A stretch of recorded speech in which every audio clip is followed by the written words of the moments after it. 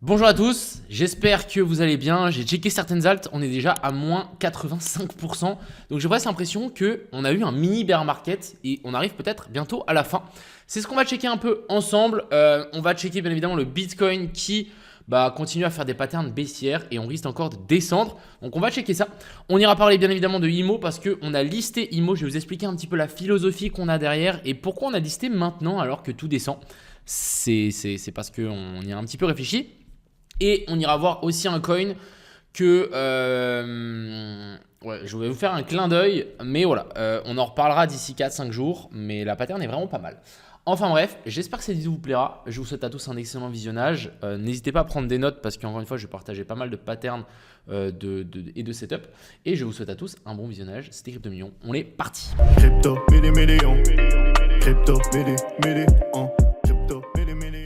Alors, avant toute chose, déjà, premier truc, IMO a été listé hier sur Bitunix, donc on est vraiment très content pour ça. Et ici, vous avez un lien. Si vous vous inscrivez sur Bitunix, il y aura une deadline. Je ne sais pas quand c'est la deadline, c'est pas moi qui choisis, donc voilà. Mais vous allez recevoir un airdrop de IMO gratuitement. Il suffit juste de s'inscrire. Je crois que si vous faites un dépôt, en fait, je ne sais pas s'il faut faire un dépôt pour être éligible ou pas. Je ne sais pas encore. Donc faites-le par précaution. C'est pas moi qui gère, mais voilà, au moins c'est sûr que vous aurez quelque chose à un moment ou de l'autre et je ne sais pas quand ça sera. Donc voilà, n'hésitez pas à juste vous inscrire, ça vaut la peine. Ensuite, du coup, on s'est fait lister. Pour le moment, il n'y a pas trop de volume. Pour le moment, c'est assez faible. C'était pour tester et c'est surtout pour avoir un graphique. Alors, je m'explique. Ensuite, on aura un super graphique qui sera sur TradingView. Et en fait, le fait de lister, vu que nous on a un projet long terme, le fait de lister ça maintenant alors qu'on est bas, qu'est-ce qui va se passer? On va avoir un graphique super intéressant pour les futurs investisseurs. Et c'est là où ça va devenir intéressant parce que nous, on veut bien évidemment être disponible sur plein de plateformes. Et ensuite, on attaque le marketing super fort pour que les gens ils se disent: ah waouh, ce coin est incroyable, on va voir sur la plateforme, il est disponible, la charte est trop bien, et boum, ils achètent. Et c'est comme ça, à mon avis, qu'on récupérera beaucoup d'investisseurs. Après, bien évidemment, le cours hier, on a subi la chute de l'Ethereum et on a aussi 2-3 personnes qui ont vendu. Donc, on a eu une petite chute. Je trouve le point d'entrée vraiment très intéressant. Et encore une fois, n'oubliez pas, c'est l'un des coins qui résiste le mieux à la chute générale des cryptos. Genre, je ne sais pas si vous vous rendez compte, mais si on enlève du coup le facteur Ethereum, regardez comme on est super bullish. Genre vraiment, on est quasi à la TH. Donc franchement, plutôt content et plutôt très content finalement de cette perf qu'on a ici actuellement sur IMO. Alors, on a plusieurs choses qui ont été faites hier sur Bitcoin. Bien évidemment, on va analyser un petit peu ce BTC. On a eu l'énorme clôture ici en weekly et du coup, on peut potentiellement faire un rebond pour rechuter. Alors, le rebond, les gars, c'est hypothétique. En général, quand le marché va d'un point A à un point B, il y va assez vite et assez fort sans faire de pullback. Mais voilà, je me suis dit, si vraiment on veut être bullish par la suite, ce serait vraiment pas mal qu'on fasse un rebond pour ensuite rechuter. Mais bon, pour le moment, rien nous dit qu'on va rebondir. Mais c'est surtout si on revient vers la zone des 100 000, 102 000 et encore 107 000, ça peut être une excellente zone de short. Pour le moment, on n'y est pas, donc on n'en parle pas. Et bien évidemment, fin de semaine, je serai à Amsterdam et je serai speaker du coup pour l'event, donc Web3 d'Amsterdam. Très content et on va parler de IMO. Regarde-moi ce beau t-shirt, donc vraiment super content. Je vous dis les gars, ça va commencer à prendre pas mal d'ampleur. Alors, on va parler un petit peu de ce BTC, qu'est-ce qu'on est en train de faire, où est-ce qu'on va et qu'est-ce qui se passe? Qu'est-ce qui se passe sur ce BTC? Je ne sais pas si vous vous souvenez, mais j'avais dit que si on revenait là-haut, ça pourrait être une très belle zone de short. Pour le moment, on n'est pas du tout en train de remonter, on est juste en train de casser tout vers le bas. Donc, je vais vous expliquer ce qu'on est en train de faire et tant qu'on n'a pas de setup, on long c'est mort parce que déjà on est contre la tendance. Par contre, si on revient là-haut, bien évidemment, ça vaut la peine. Mais pour le moment, ça vaut pas la peine. Je vais vous expliquer. En gros, là, on a du coup le scénario que j'avais dessiné il y a quelques temps. C'était le fait qu'on remonte ici et qu'on se fasse rejeter par la fair value gap qu'on a vu là. On a eu du coup ce potentiel pump avec du coup le Crypto Summit, mais moi je m'attendais à un pump beaucoup plus fort que ça. Du coup pour moi il y avait deux options. C'était la première option, ici on se fasse rejeter, ou la deuxième option c'était qu'on remonte, récupérer ses highs et que ensuite après on chute. Mais pour le moment que nenni, on s'est fait rejeter ici avec les news les plus bullish que j'ai jamais vu. Donc franchement c'est pas ouf, vraiment c'est pas ouf, je vous dis vraiment c'est pas ouf. On redescend et là qu'est-ce qui s'est passé? On est venu faire une clôture ici en dessous et ensuite qu'est-ce qu'on a? On a simplement ici une continuation de la tendance baissière. Là on nous fait un cos, on redescend, on remonte, on vient chercher quoi? La zone de fair value gap qu'on a laissé là. On vient chercher quoi? La zone des 0,118 et la zone ETE et on se fait rejeter. Franchement, pour le moment, les gars, la pattern reste vraiment full bearish. Et je pense que les prochaines zones qui vont vraiment être intéressantes, et à ce moment-là, on pourra penser et potentiellement parler de rebond, ça va être la zone des 0,68 sur les 72 300. On va avoir la fair value gap ici en daily vers la zone des 74 300. On en a une autre vers la zone des 64 000. Et en weekly, on a une toute petite ici qui n'a pas encore été touchée vers la zone des 65 000 dans cette zone OTE. Alors, bien évidemment, on peut rebondir déjà à partir de cette zone-là. Mais pour le moment, on n'a rien qui nous dit qu'on va rebondir. J'ai je vous ai montré, on avait un petit setup assez intéressant. Je vais aussi vous montrer pourquoi ce setup n'a pas fonctionné parce que il était vraiment clean pour le coup. En gros, on est à remonte, donc vraiment tendance baissière déjà les gars, n'oubliez pas, tendance baissière, donc on cherche des shorts. Dès qu'on a eu un rebond dans la zone OTE, je me suis dit ok, là ça va être intéressant, potentiellement essayer de trouver un short. On vient récupérer la FVG qu'on avait là, très bien, c'est clean. Ensuite, on passe en 15 minutes. Qu'est-ce qu'on a? On a une très jolie inversion structure. On a ici le boss et ici le cos, donc changement de caractère. On remonte, vous voyez que là on est bel et bien venu chercher la zone OTE qui était placée ici. On est venu sweep ce petit high et on vient chercher la zone OTE donc de ce dernier mouvement.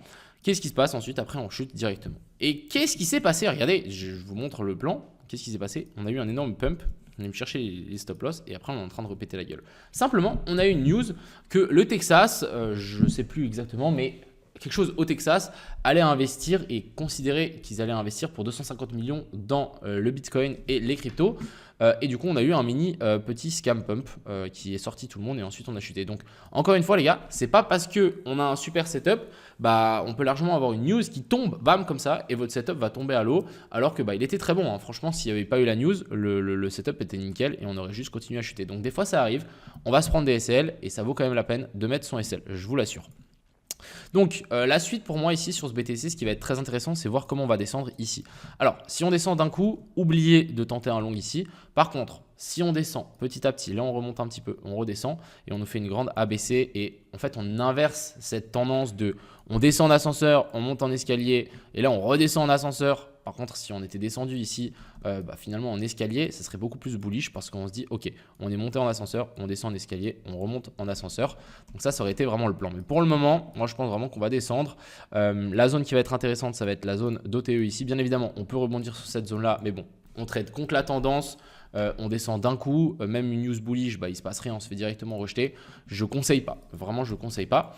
Je voulais aussi vous montrer du côté de les CME, on a toujours le gap qui est ouvert ici, donc bien évidemment si on y remonte, ça peut être je pense une excellente zone pour à mon avis retenter un short et ça peut aussi nous permettre de faire un petit piège, donc faire une clôture au-dessus de ce high. Et qu'est-ce qui se passe si on fait une clôture au-dessus de ce high? Il y a beaucoup de gens qui vont se dire « Ah les gars, on a un boss ici ». Sauf qu'on a quoi? On a un boss au milieu de nulle part. On n'est pas du tout dans une zone OTE, on n'est pas du tout après une prise de liquidité et on est contre la tendance. Donc c'est sûr et certain qu'il y a des gens qui vont tenter un long encore une fois et on va juste les enfoncer plus bas. Donc ça peut être un super piège à faire à suivre. Donc je vais vous le dessiner un petit peu. Donc imaginons là on redescend, hop, on remonte là-haut. Donc déjà on remonte en A, B puis C. Mouvement ici, donc on monte en escalier encore une fois. La ABC, c'est un mouvement correctif. On vient sweep les highs qui ont ça. On vient combler le gap des CME. On fait notre Judas Swing, votre Turtle Soup comme vous voulez. On réintègre. Et du coup, ensuite, on vient récupérer les liquidités et on descend d'un coup. Et on vient règle tout le monde. Donc ça, c'est quelque chose qui arrive assez souvent. Et je vous invite vraiment à apprendre ce genre de pattern. Parce que quand on est dans une tendance baissière, ça marche très bien. Quand on est dans une tendance haussière, ça marche très bien. C'est juste que c'est à l'envers. Ensuite, on va parler de l'Ethereum. Alors, l'Ethereum, lui, les gars, je vous dis, il est venu chercher la fair value gap weekly de tout ce mouvement. La dernière fois qu'on a fait ça, dites-vous, c'était ici. On a eu une touchette de la dernière zone de fair value gap avant l'énorme rebond. Vous voyez qu'on est touché et ensuite, ça a marqué le bottom. Et là, qu'est-ce qu'on vient faire? On est venu chercher la dernière zone. On a une toute petite ici et ici, mais bon, je pense que celle-là, elle est déjà assez suffisante. Je voulais mesurer combien on avait eu de dump depuis là à là. On avait dump de presque 80% et ici on a dump de 50%. Donc bien évidemment, on peut je pense descendre plus bas. On a quand même cette autre zone de fair value gap. Mais je vous dis un truc les gars, on est sur une très très belle zone dure. Donc maintenant on va voir comment l'Ethereum va réagir. Pour le moment, on n'a rien qui nous dit que ça va rebondir. Les gars, pour les gens qui pensent qu'ici on a une inversion structure, ce n'est pas ça. On est contre la tendance. Vraiment, ce n'est pas suffisant. On peut potentiellement faire ça, oui. Donc ça peut être intéressant de prendre un long, mais ça va être vraiment un scalp. Pourquoi pas chercher les zones là-haut. Et ensuite après à mon avis on va replonger. Là les gars je vous dis c'est vraiment encore une fois full bearish. Donc perso essayons de chercher des shorts. Si jamais on a un rebond, cherchons des confirmations. Et puis à ce moment-là, on pourra tenter quelque chose. Mais tenter des longues ici, pour moi, c'est du suicide. Ensuite, on a le SUI. Alors le SUI, les gars, je ne sais pas si vous vous rendez compte. Mais malheureusement, j'ai close ma position ici. Et du coup, on a continué à chuter. Je ne sais pas si vous vous rendez compte, la perf qu'on est actuellement, on est sur du 13R et on est sur une chute de 25%. Donc, c'est une dinguerie. Je pense que c'était un de mes meilleurs trades que j'ai sorti pour le moment cette année. Franchement, la perf est incroyable et on est juste en train d'enfoncer le clou comme jamais. Hier, regardez ici, très très joli petit bear flag avec du coup accumulation des liquidités ici en dessous. Et ensuite, qu'est-ce qui s'est passé ? On a eu la petite touchette, vraiment c'est précis, hein, petite touchette de la FVG ici en 4 heures et bam, on s'est fait rejeter. Donc franchement, quand on trade la tendance, c'est trop propre. On a le AV, j'ai décidé d'enlever l'ordre simplement parce que on est en train de descendre sans nous. J'aurais vraiment voulu avoir un rebond ici pour chercher la fair value gap inversée et ensuite rechuter, mais c'est pas du tout ce qui est passé et on a juste chuté d'un coup. Donc simplement next, quand on voit ce genre de truc, on se prend pas la tête et on ex. On va quand même parler de XRP qui lui est descendu comme ce que j'avais dessiné ici. Si je remets un petit peu mon dessin, on a eu quelque chose quand même d'assez intéressant, même si c'était difficile de trouver un short là-haut. Pourquoi ? Parce que on est venu récupérer la petite fair value gap qui restait ici. On voyait qu'on est venu chercher, sauf que on n'a pas eu trop d'inversion structure. Donc vraiment c'était compliqué. On a eu quand même un énorme craquage et on est remonté, mais même dans le craquage ici et dans la remontée, on n'a pas d'inversion structure. De nouveau un craquage, mais pas trop d'inversion structure. Donc compliqué de short le XRP. Mais voilà, je pense vraiment qu'on va descendre et on va venir récupérer la fair value gap en daily que j'avais indiqué il y a quelques temps. Maintenant, je vous fais un petit clin d'œil quand même. Je vais vous montrer une pattern, pas une pattern, mais un trade que je vous ai parlé il y a quelques temps. C'était My Lovely Planet. Alors, il y a beaucoup de gens qui pensent que ce projet c'est un prank, mais franchement c'est un projet que moi j'ai encore pas mal de mon allocation dedans et je pense vraiment qu'il va moon. C'est un des projets qui tient encore une fois mieux la chute. Et j'avais dessiné ça, potentielle correction A, B puis C dans une tendance haussière et potentiellement y récupérer la fair value gap en weekly qu'on avait laissé juste ici en dessous. Et là, qu'est-ce qu'on vient faire ? On est venu récupérer ça. Donc depuis le moment où j'ai fait mon analyse et maintenant, on est déjà un petit peu en train de remonter et je pense que c'est un super achat pour les semaines à venir. Donc voilà, on est déjà venu chercher la fair value gap en weekly. Je pense vraiment qu'il va s'envoler. Moi, j'ai toujours mon bag, donc on verra en spot et on verra un petit peu comment ça se passe, mais je suis assez hype.